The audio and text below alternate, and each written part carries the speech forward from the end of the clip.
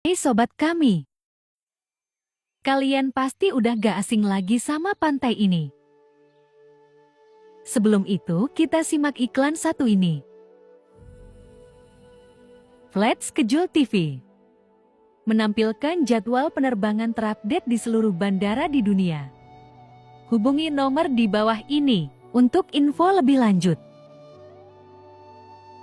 Pantai Pandawa biasa menjadi referensi bagi wisatawan lokal atau mancanegara untuk mengisi waktu liburan.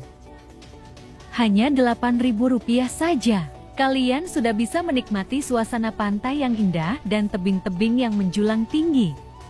Nah, di Pantai Pandawa ini kalian juga bisa melalui akses jalan menuju Pantai Tanah Bara. Tebing-tebing yang sangat indah ini biasa digunakan untuk prewedding atau sekedar foto-foto bareng bersama teman-teman kalian, guys.